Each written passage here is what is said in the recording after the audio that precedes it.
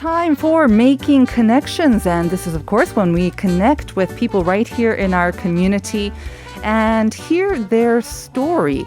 And I emphasize stories because in our very first interview of the new year, we wanted to share an uplifting story.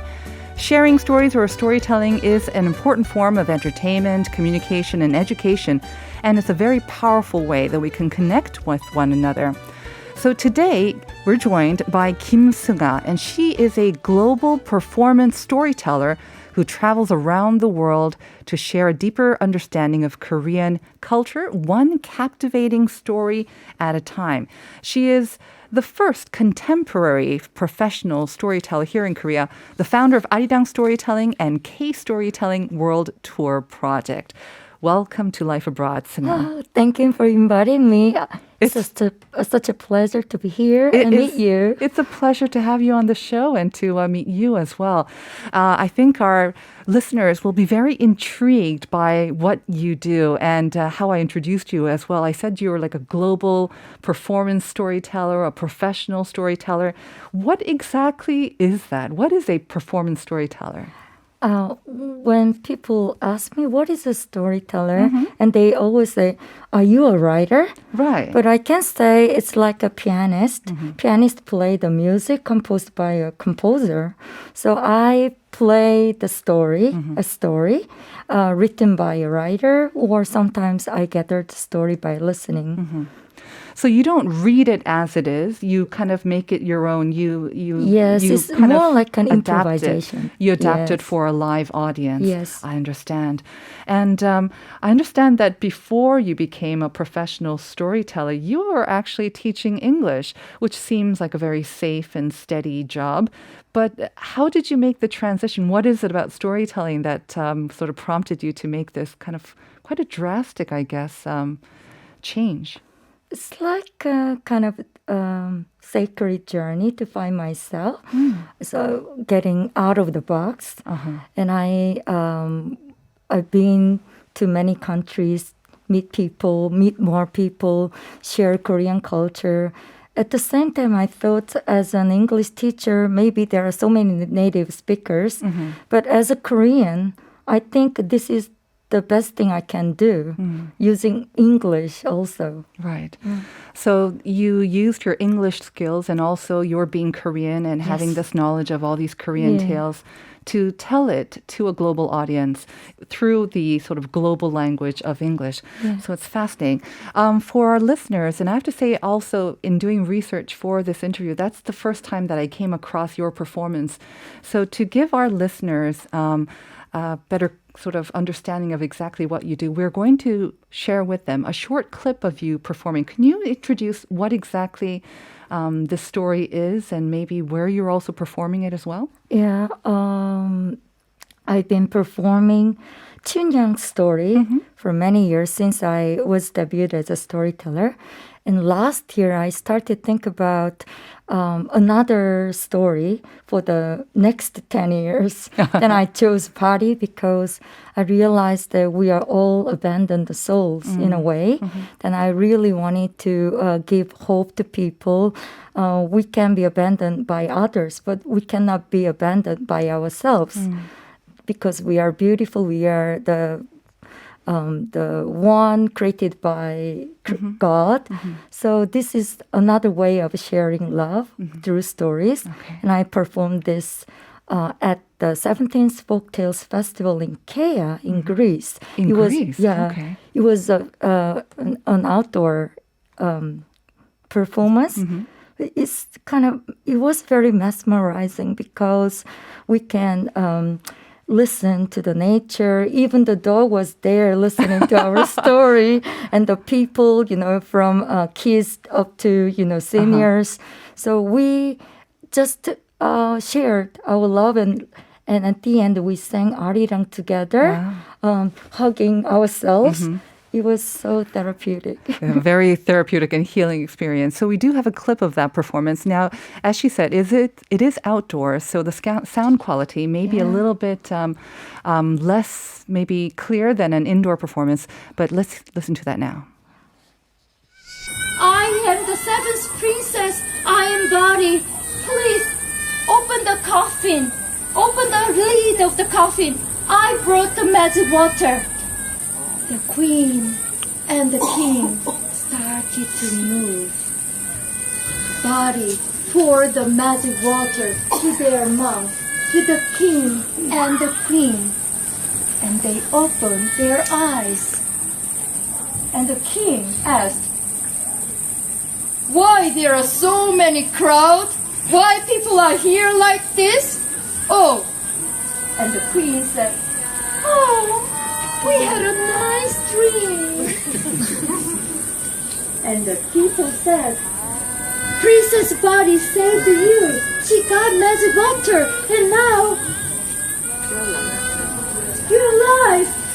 And now, Body is not the abandoned princess anymore. She was the goddess of all abandoned souls. I was abandoned by others, but I'd never been abandoned by myself. Just be yourself, no matter what.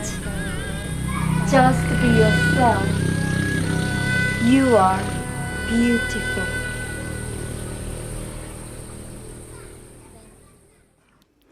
What a gorgeous performance. For those of our listeners who join us on YouTube, you will have actually seen a clip of this performance. So you heard a motorcycle, you heard the insects chirping as well. Thankfully, no dog barking. But you hear all the surroundings. But what you don't see actually is that Seung-ah, you were in a beautiful hanbok, and you were gesturing with your arms. You know, your face expression was also very lively as well. So you're using your voice, but your entire body as well to convey the story and bring it to life for the audience. But they are an international audience, and they may not know the sentiments or the sort of the Korean culture exactly. So what tends to be the most challenging part of bringing these Korean stories to a non-Korean audience? Maybe the Korean mentality and our tradition, which they don't know. Right. But I realized that we are all the same in the sense of a human being. So I just wanted to deliver the essence as a human being. For example, some people cannot understand why Pari had to be abandoned because of a girl, just because of a girl. And then in some countries, why the king was not happy with a girl, because they never understand those kind of things, because they never experienced this. But what I can say is it's not just only about a girl. As a human being, sometimes we are abandoned of course. by the society. So. Right. And I think actually there are quite a few countries around the world where they have that also preference for male children as well, so they can connect with that. And that end message where you ask them to hug themselves and, don't lose sight of yourself, be yourself. I think that's even the message that BTS has been telling to their millions and billions of fans around the world as well. So it seems it's still very relevant as well. On the flip side, though, I mean, we talked about the challenge then. What about what's the most rewarding experience, or what's the most rewarding part of telling something like this to a non-Korean audience, I guess? My audience became a big fan of me, and then they became a family. So we call each other Greek sister, Indonesian sister, or brother. So we became sisters and brothers. So which is the best rewarding for me. That's amazing. And I know that like overseas, there seems to be this kind of appreciation for storytelling as a performance, like in Greece. And also in other countries, there's this kind of, maybe it's like almost like Toastmasters. They have regular performances. But here in Korea, it seems it's still yet to really take off. I have to say, for me, this was my first time hearing about it here in Korea. So as a way to try to change that, I understand that you launched this monthly sort of storytelling gathering here in Korea in 2008. So it's already been quite a bit of time passed since. Tell us what prompted you to launch this event and how it has been going actually so far. I've been introducing storytelling as an art form since 2007, and I studied in Toronto at the Storyteller School of Toronto. There's a storytelling school in Toronto. Yes. Okay. Then I tried to introduce this to Korea, but it was too early. So that's how I decided to travel all around the world while Korea is ready. Right. Then last year, I launched the professional case storytelling certificate program with my storytelling mentors in Toronto, Celia Lotries and Linda House. I see. And then we decided to make a platform for the storytellers to share more Korean folk tales. And also at this storytelling event, we had a lot of chances to listen to the stories from all around the world. So I also, due to pandemic, we cannot travel. Right. Then how can we meet each other? Then we decided Zoom? to do it Zoom. Then it was a kind of like a magical moment for me to bond all of the people whom I met in the world in the same place together. Right. At the same time, it's a good chance for me to introduce Korean culture and stories in Korea. Yeah. I think we have such a rich culture and maybe database of stories, right, that have been kind of passed down through word of mouth for thousands of years. Yeah. But sometimes I think, we have kind of almost lost the art of storytelling. I, for one, am always envious of people who are just good at telling stories, It could be about nothing, but they just make it entertaining.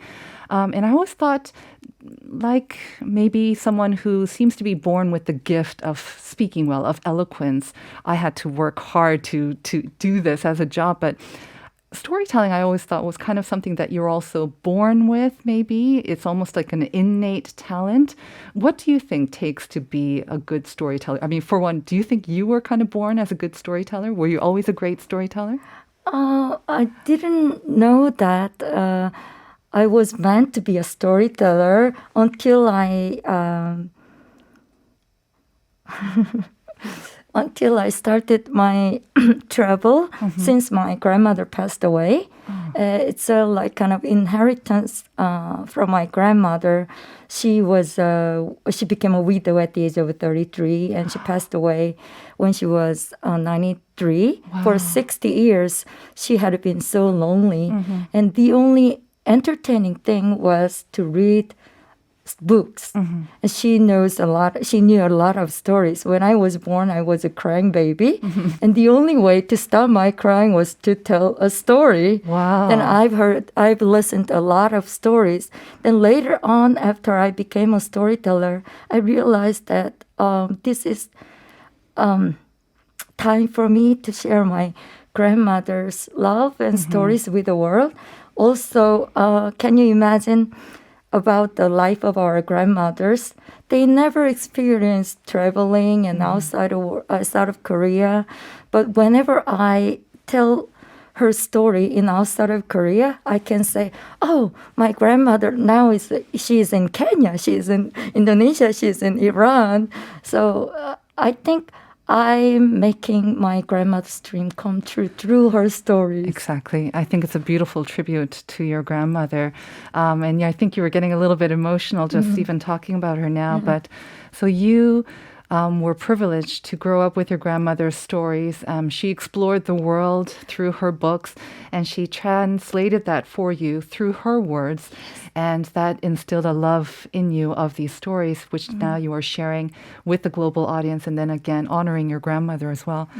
That is beautiful, I have to say. And I think your grandmother must be very proud of you. But do you have, like you said, you went to some storytelling school in Toronto to become a professional storyteller. Do you think we need to go to school? Do you need professional training to become a storyteller? as I said, it's an art. That's why we need time to be trained. And actually, I've studied a lot. And I've attended a lot of workshops, and I have a lot of storytelling mentors. So it's like kind of, learning pansori. Yes. It's So you need training, professional training. I think maybe our listeners felt the same way. I felt, in a way, it was quite similar to pansori as well, because that's also an oral sort of literature form as well. It's an oral tradition. Exactly. Yes. And now I understand, again, there's a kind of a performance that maybe kind of overlaps with pansori, because this past weekend you held an online version, and this, like Pari and also 춘향전, this is also kind of like arirang. Yeah. This is also maybe not exactly pansori, I guess, but it is sort of part of our oral tradition. Would you like to introduce this? This is with a collaboration with Chun Jae-sun, and he is a traditional Korean singer who specializes in Cheongseon arirang. So tell us a little bit about this story and why you chose to tell it. In this pandemic, we need comfort, and we need hope. And I thought Arirang is the song which has given Korean people hope and comfort. And 정선 아리랑 is the original form of 아리랑. And I thought his song can console people's heart in this pandemic. All right, so let's do that for our listeners, shall we? We have a little clip of that, which we'll play right now.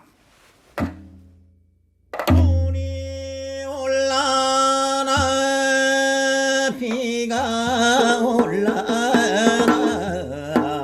억수 장마 질라나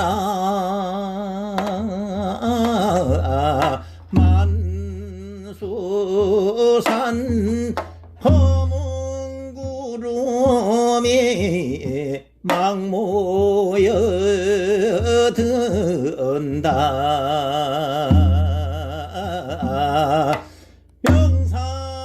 명사십리가 아니라면은 해당화는 왜 피며 노춘 사머니 아니라면은 불견 새는 왜 오나 창밖에 오는 비는 구성지게 오잖나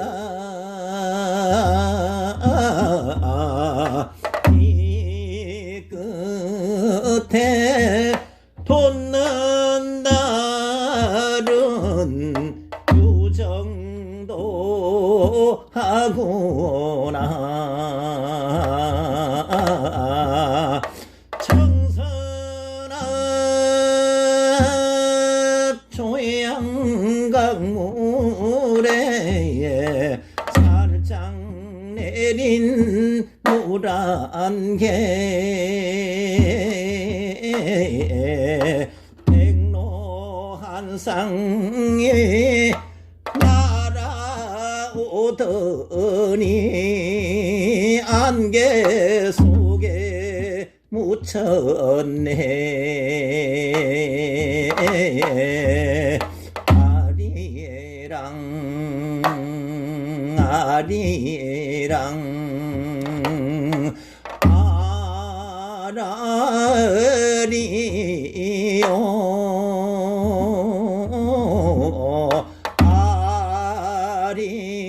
아리랑 고개로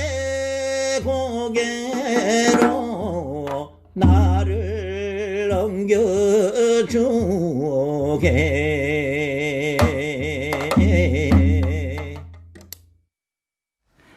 And that was Chun Jae-sun's recording of Cheongseon Arirang. Chun Jae-sun is the second lead vocalist of the Cheongseon-gun Arirang art group.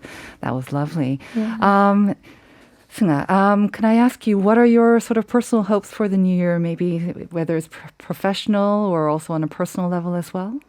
One of the goals of Arirang Nights of Storytelling is to hand this oral tradition to next generation. So I'd like to train more young generation, and at the same time, I'd like to console people's heart during this pandemic time, and I want to embrace them through stories and Korean culture. Yes. Yeah. For those of our listeners who are interested in maybe seeing your performance or also learning the art or the craft of storytelling themselves, how can they get into contact with you? My website, Which is? arirangstorytelling.com. Okay, so that's nice and easy. Well, I want to thank you, and I hope also that maybe just an idea. Do you have any maybe plans to tell maybe Korean modern stories? I understand we have a rich treasure trove of traditional stories, but maybe modern stories, just something that we hear maybe around us, amazing stories around us? Yes, now I'm focusing on listening to more stories about Korean people and modern history of Korea. Right. So this is my next project. Even Jason's story is amazing, and his how do you call that, mother, 작은 엄마, is a auntie aunt. Yeah, his aunt's story is amazing. So I'd like to make her story into a storytelling performance. So this is kind of what we have to do, because we didn't have enough time to listen to others. I think so too. Actually, a good storyteller is a good listener. So it's time for us to listen to each other. On that message, I think it's a good way to wrap up today's interview. I want to thank you, Kim Seung-ah, once again for sharing your story and for inspiring us to listen to and tell our own. Thank you very much.